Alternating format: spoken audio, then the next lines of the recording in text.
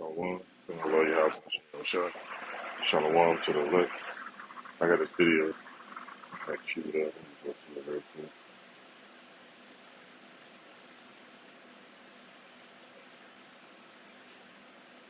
Now, this was a recent event. Still past this.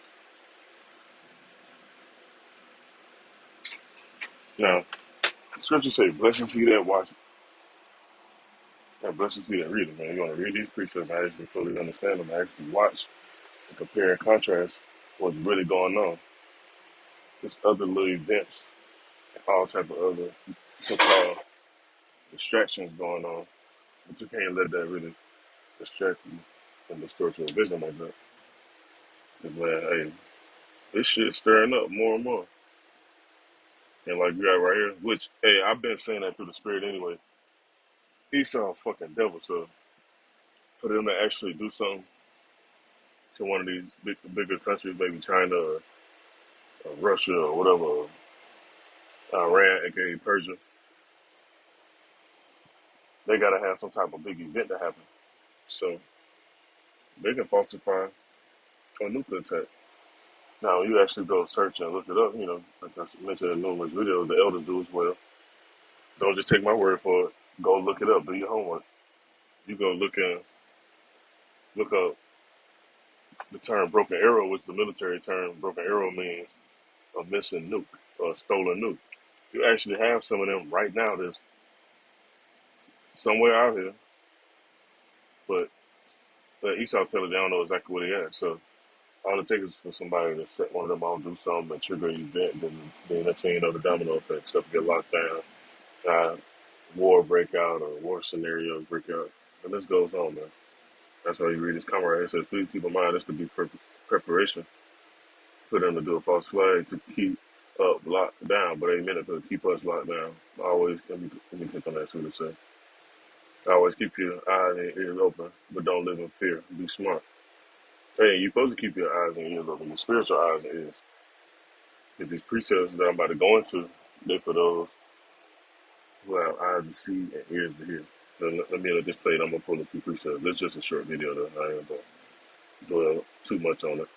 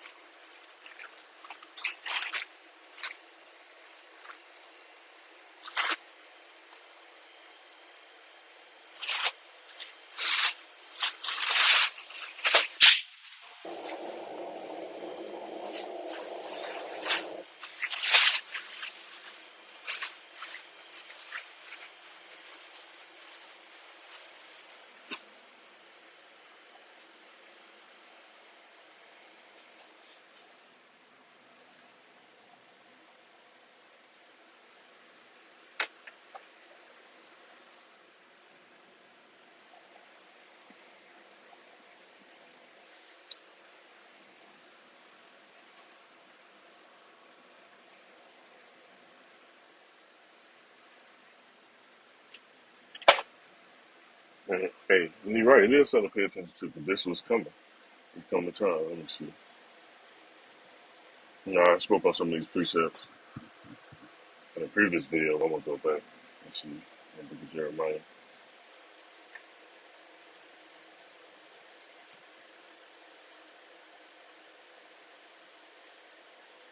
Let me see.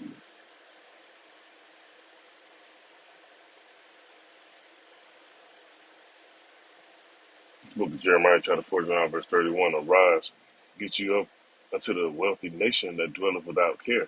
Who dwelleth without care? People try to say these scriptures is old and outdated, and it's not talking about America and all that. People talking about God bless America and God loves and all that. Man, what is this really talking about, man? When you look at these scriptures, what place dwelleth without care as a wealthy nation? The U.S. dollar For a point of time, it was the strongest currency in the world, but now it's been devaluing. Only reason why they fully collapsed it because Esau got the military dwelling around the earth, basically bullying people, making them nervous to make a move type shit. Because if they didn't have that going on, best believe these other nations would have been tried something. But it said the Lord, which have neither gates nor bars, which dwell alone. This place don't have no gates and no bars. Of course, you got Mexico border and the Canadian border, but other than that, that's it. Ain't no gates and no bars like most of these other countries have. It says, and the camel shall be a booty, and the multitude of the cattle is spoiled, and I will scatter to all winds them that are in the uttermost corners, and I will bring the calamity from all sides thereof, said the Lord. Let me see. There's another precept I want to get to.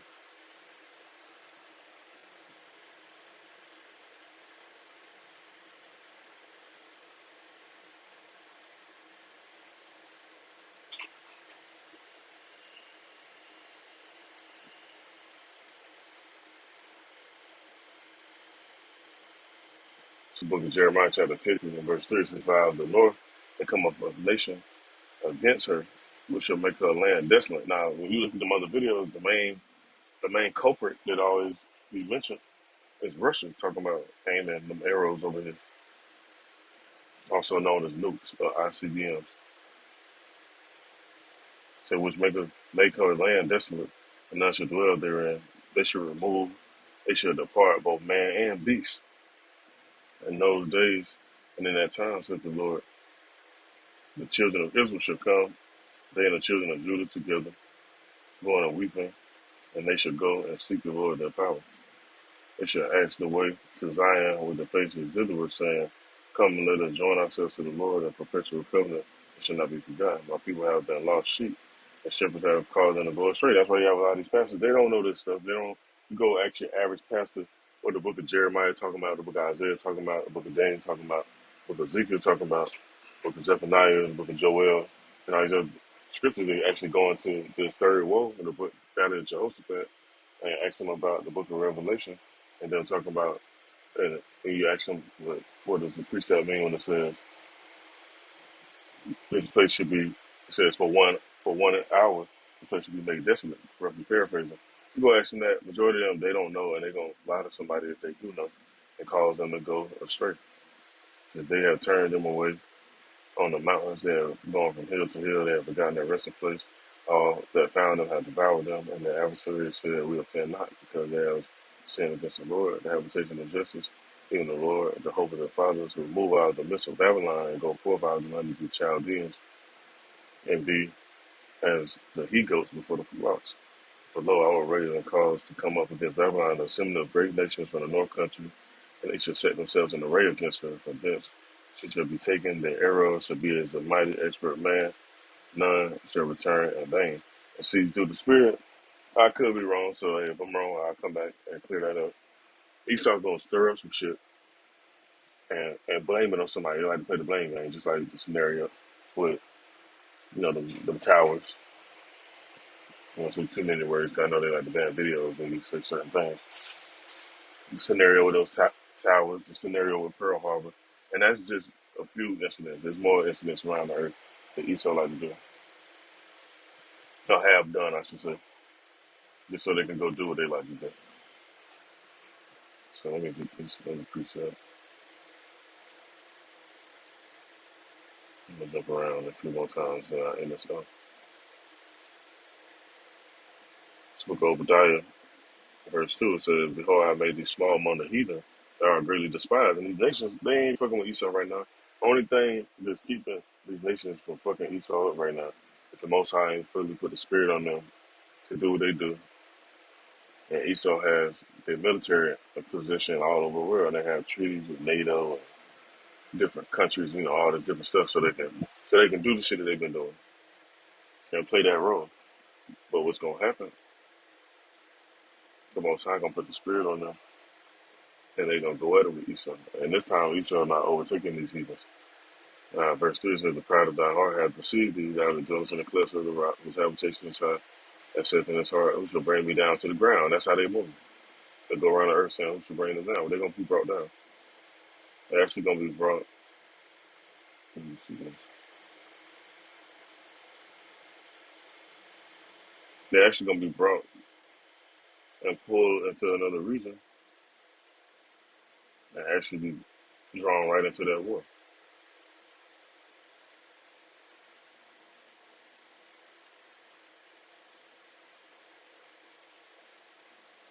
You know, let me find this precept.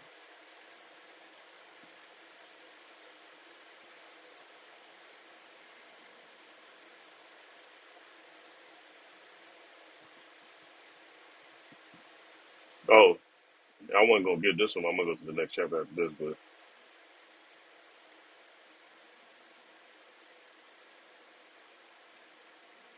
I'm sorry, verse. Let's see.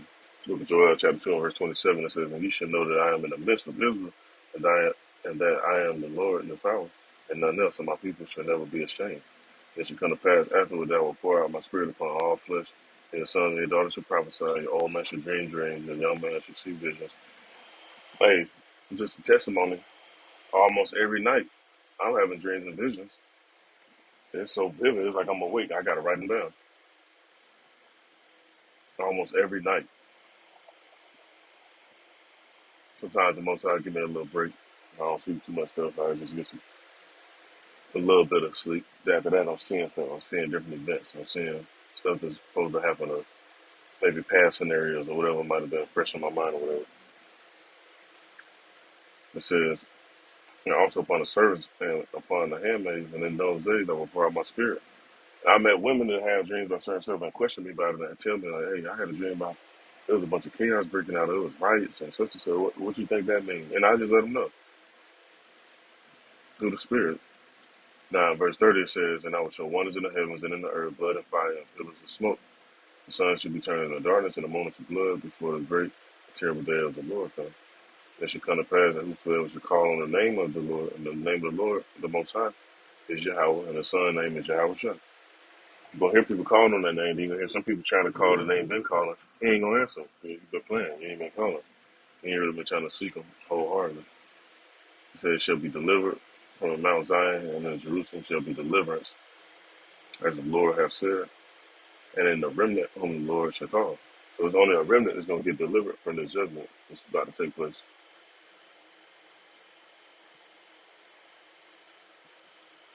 Book of Joel. This is what I want to get. I'm going to end this off. Book of Joel, chapter 3, and verse 2 says, "I will also gather all nations and will bring them down to the valley of Jehoshaphat. I will plead with them there for my people, for my heritage Israel, whom they have scattered among the nations and parted my land."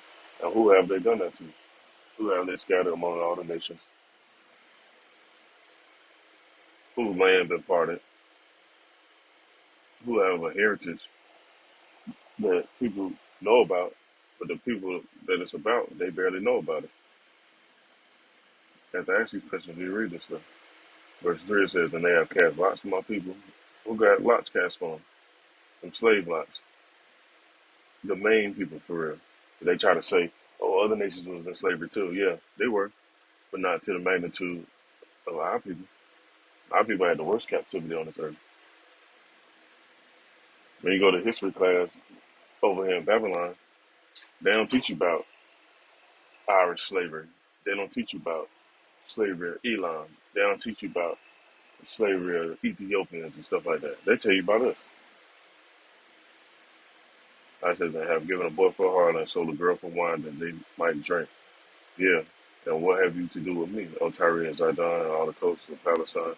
Will you render me a recompense? And if you recompense me swiftly and speedily, but I will return your recompense upon your own head. Because you have taken my silver and my gold, and have carried to your temples my goodly pleasant things. The children also of Judah and the children of Jerusalem have you sold unto the Grecians, that you might remove them far from their border. Behold, I will raise them out of a place where you have sold them, and will return your recompense upon your own head. And that's what's about to happen. Esau know this too. That's why they putting out little subliminal shit in these movies and these commercials and different posters like in that video. They got so-called scholars and rabbis and different people coming out speaking about different stuff. And they see what's about to happen. Crazy thing about it, a lot of our people don't see what's about to happen. They just go on with everyday life. Like this shit just gonna keep going on like this. They forgot about what they learned in history class. Every time a nation rises, a nation has to fall too after that. And we just on the verge of that fall right now. I said, and I will sell your son and your daughter into the hand of the children of Judah, which that goes into the precept, those who lead in captivity should go into captivity. It says, and they should sell them to the Sabians, to the people far off, for the Lord hath spoken it. Proclaim ye this among the Gentiles, prepare a war. With the mighty man, they are the men of war, draw near. Let them come up, beat your plowshares into swords, and pruning hooks into spears, let the weak say, I'm strong. And that's what's happening right now. Assemble yourselves and come, all you heathen, and gather yourselves together round about. Build the cause our mighty ones to come down, O Lord. Let the heathen be awakened and come up to the valley of Jehoshaphat, for there I will sit to judge all the heathen round about. Put ye in the sickle, for the harvest is ripe. Come, get you down, for the press is full, the fats overflow, for their wickedness is great, multitude in the valley of decision. For the day of the Lord is near in the valley of decision. The sun and moon shall be darkened, and the stars shall withdraw their shining. The Lord also shall roar out of Zion and utter his voice from Jerusalem, and the heavens and the earth shall shake. For the Lord will be the hope of his people and the strength of the children of Israel. So shall you know that I am the Lord, your power dwelling in Zion, a holy mountain. Then shall Jerusalem be holy, and there shall no strangers pass there through her anymore. And this is what we got to look forward to. Because now it's strangers over in that land. But once this judgment takes place, the strangers not coming over there. They just going to come to the gates and bring their goods, their top notch stuff, top notch yan and spices, their herbs, fabrics, stones, jewelry, whatever we desire, man. The Most High got it lined up for us, man. So that's what we got to look forward to. So even though all this turmoil about to take place, at the end of it all, it's going to be magnificent. So I just want to bring this out. I don't want to write this out. It's edifying. Call y'all about Shalom to the elect.